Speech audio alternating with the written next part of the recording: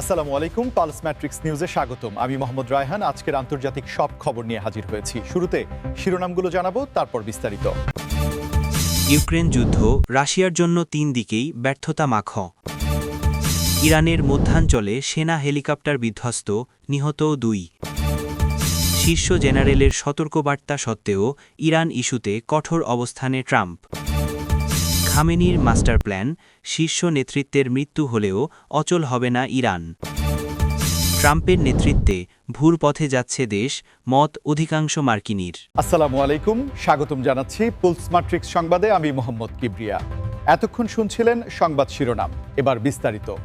Ukraine সংঘাত নিয়ে ফরাসি প্রেসিডেন্ট ইমানুয়েল মাক্রোর সাম্প্রতিক একটি মন্তব্য আন্তর্জাতিক রাজনীতি ও কূটনৈতিক মহলে ব্যাপক আলোচনার জন্ম দিয়েছে, যেখানে তিনি দাবি করেছেন যে চলমান এই দীর্ঘস্থায়ী পরিস্থিতি রাশিয়ার জন্য অন্তত 3টি ভিন্ন দিক থেকে চরম ব্যর্থতা বয়ে এনেছে। এবং আজকের আয়োজনের শুরুতেই আমরা এই গুরুত্বপূর্ণ বিষয়টি নিয়ে গভীর বিশ্লেষণ করব। মাক্রোর এই মন্তব্যের পেছনের প্রেক্ষাপট বুঝতে হলে আমাদের একটু পেছনের দিকে তাকাতে হবে এবং বর্তমান বিশ্বের ভূ-রাজনৈতিক, কূটনৈতিক ও অর্থনৈতিক এই 3টি মূল স্তম্ভের দিকে গভীরভাবে নজর দিতে হবে। প্রথমত, কূটনৈতিক দিক থেকে বিবেচনা করলে দেখা যায় আন্তর্জাতিক অঙ্গনে মস্কো আগের যে কোনো সময়ের চেয়ে অনেক বেশি একঘরে হয়ে পড়েছে, কারণ ইউরোপীয় দেশগুলোর পাশাপাশি বিশ্বের অন্যান্য প্রান্তের অনেক দেশও এই সংঘাতের তীব্র বিরোধিতা করেছে এবং জাতিসংঘের বিভিন্ন অধিবেশনেও এর সুস্পষ্ট প্রতিফলন আমরা বারবার দেখতে পেয়েছি, যা তাদের বৈশ্বিক ভাবমূর্তিকে দারুণভাবে প্রভাবিত করেছে। দ্বিতীয়ত, কৌশলগত বা সামরিক জোটের দিক থেকে চিন্তা করলে বিষয়টি আরও স্পষ্ট হয় যে ন্যাটো জোটের সম্প্রসারণ রোধ করার জন্য এই পুরো প্রক্রিয়ার সূত্রপাত হয়েছিল বলে অনেক সামরিক বিশ্লেষক মনে করেন।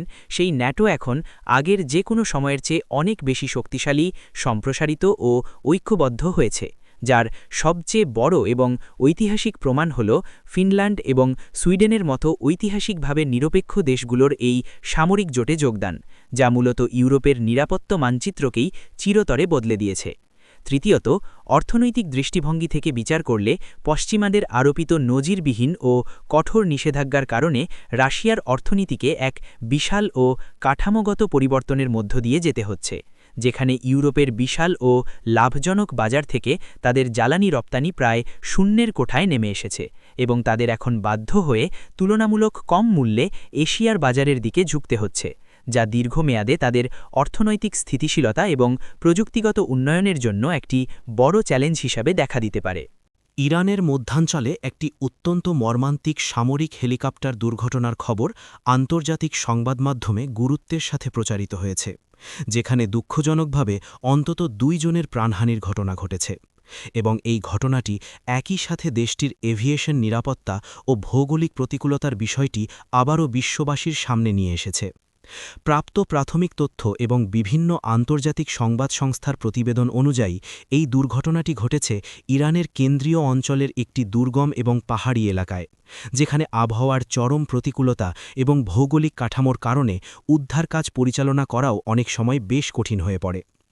এই দুর্ঘটনার পেছনের প্রকৃত কারণ এখনও পুরোপুরি নিশ্চিত হওয়া না গেলেও সাধারণ দৃষ্টিতে এবং এভিয়েশন বিশেষজ্ঞদের মতে এই ধরনের ঘটনার পেছনে আবহাওয়ার আকস্মিক অবনতি, ঘন কুয়াশা, দিক নির্দেশনা যন্ত্রের ত্রুটি অথবা যান্ত্রিক গোলযোগের মতো বিষয়গুলো দায়ী থাকতে পারে, যা তদন্তের পরই কেবল স্পষ্টভাবে জানা যাবে।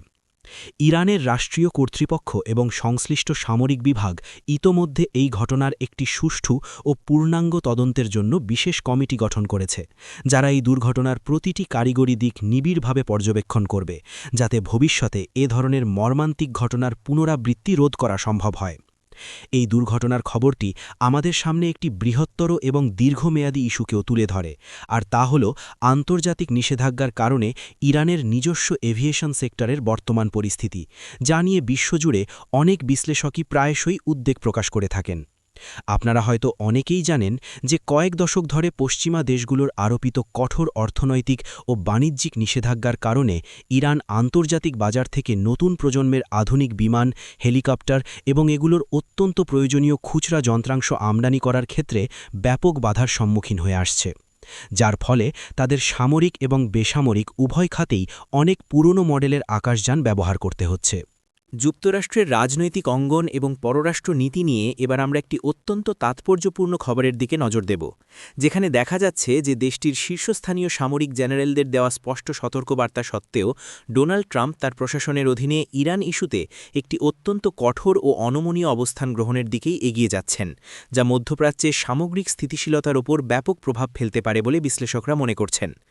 যুক্তরাষ্ট্রের অভ্যন্তরীণ রাজনীতি এবং বৈশ্বিক কূটনীতির সমীকরণে এই বিষয়টি এখন একটি অন্যতম প্রধান আলোচনার কেন্দ্রবিন্দুতে পরিণত হয়েছে, কারণ সামরিক নেতৃত্ব এবং রাজনৈতিক নেতৃত্বের মধ্যে নীতিগত দৃষ্টিভঙ্গির এই যে সূক্ষ্ম ব্যবধান, তা একটি দেশের বৈদেশিক নীতি নির্ধারণে কতটা গুরুত্বপূর্ণ ভূমিকা পালন করে এটি তারই একটি জ্বলন্ত উদাহরণ।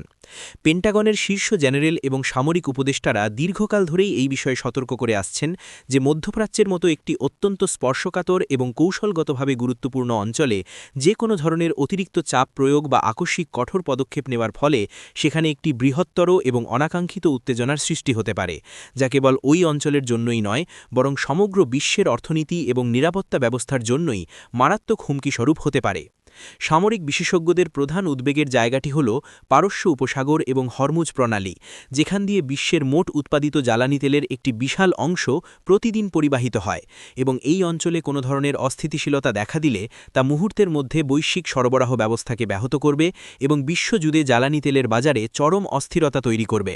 আমাদের আজকের চতুর্থ শিরোনামটি ইউরোপীয় ইউনিয়নের একটি অত্যন্ত তাৎপর্যপূর্ণ এবং সময় উপযোগী অবস্থান নিয়ে, যেখানে তারা স্পষ্টভাবে আহ্বান জানিয়েছে যে মধ্যপ্রাচ্যে আর কোনো নতুন যুদ্ধ বা সংঘাত নয়, বরং ইরান ইস্যুতে একটি শান্তিপূর্ণ কূটনৈতিক সমাধানের পথ বের করতে হবে।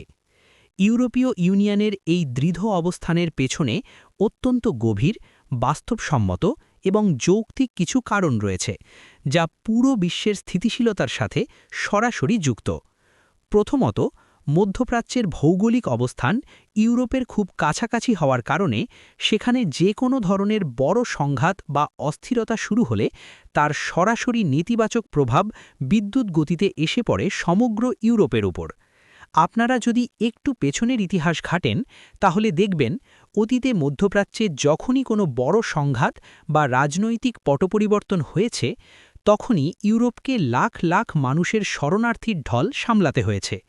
এই বিশাল সংখ্যক মানুষের আশ্রয়, কর্মসংস্থান এবং পুনর্বাসন তাদের অভ্যন্তরীণ রাজনীতি, অর্থনীতি এবং সামাজিক স্থিতিশীলতার ওপর প্রচণ্ড চাপ সৃষ্টি করেছে। তাই ইউরোপীয় নেতারা খুব ভালো করেই জানেন এবং বোঝেন যে এই অঞ্চলে নতুন করে কোনো সংঘাত বেড়ে গেলে তা তাদের নিজেদের ভবিষ্যতের জন্য কতটা বিপর্যয়কর হতে পারে।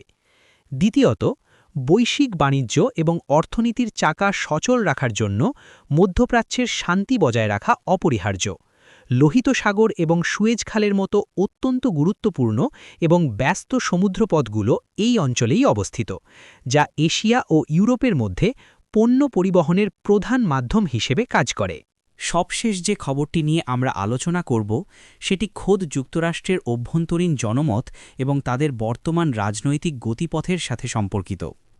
সাম্প্রতিক বেশ কয়েকটি গুরুত্বপূর্ণ এবং নির্ভরযোগ্য জরিপে দেখা গেছে যে অধিকাংশ মার্কিন নাগরিকই মনে করছেন ডোনাল্ড ট্রাম্পের নেতৃত্বে তাদের দেশ বর্তমানে একটি ভুল পথে অগ্রসর হচ্ছে, যা আসন্ন দিনগুলোতে মার্কিন রাজনীতির জন্য একটি বড় সতর্কবার্তা হিসেবে কাজ করতে পারে। যে কোনো গণতান্ত্রিক ব্যবস্থায় জনমতের এই ধরনের জরিপগুলো অত্যন্ত তাৎপর্যপূর্ণ, কারণ এগুলো কেবল সাধারণ মানুষের সাময়িক আবেগের প্রতিফলন নয়, বরং এগুলো একটি দেশের সামগ্রিক অর্থনৈতিক অবস্থা, সামাজিক নিরাপত্তা এবং সাধারণ মানুষের দৈনন্দিন জীবনের বাস্তবতার একটি বৈজ্ঞানিক ও পরিসংখ্যানগত প্রতিচ্ছবি। এই জরিপগুলোতে অংশগ্রহণকারী অধিকাংশ মানুষের মতামতের গভীরে বিশ্লেষণ করলে দেখা যায় যে তাদের এই অসন্তোষের পেছনে প্রধানত কয়েকটি সুনির্দিষ্ট নীতিগত এবং অর্থনৈতিক কারণ লুকিয়ে আছে, যার মধ্যে অন্যতম হল দৈনন্দিন জীবনযাত্রার ক্রমবর্ধমান ব্যয়, মুদ্রাস্ফীতি, স্বাস্থ্যসেবার সহজলভ্যতা এবং আবাসন খাতের অস্থিরতা, যা সরাসরি সাধারণ মার্কিনীদের পকেটে আঘাত হানছে। যদিও রাষ্ট্রীয়ভাবে হয়তো কিছু সামষ্টিক অর্থনৈতিক সূচক ইতিবাচক দেখাচ্ছে, কিন্তু সাধারণ কর্মজীবী মানুষ যখন সুপারমার্কেটে গিয়ে প্রয়োজনীয় জিনিসপত্রের দাম বাড়তি দেখেন, অথবা যখন তাদের বাসা ভাড়া বা মর্টগেজ পরিশোধ করতে গিয়ে হিমশিম খেতে হয়, তখন তারা স্বাভাবিকভাবেই প্রশাসনের নীতিগুলোর প্রতি আস্থা হারাতে শুরু করেন এবং দেশকে ভুল পথে পরিচালিত হওয়ার তকমা দেন।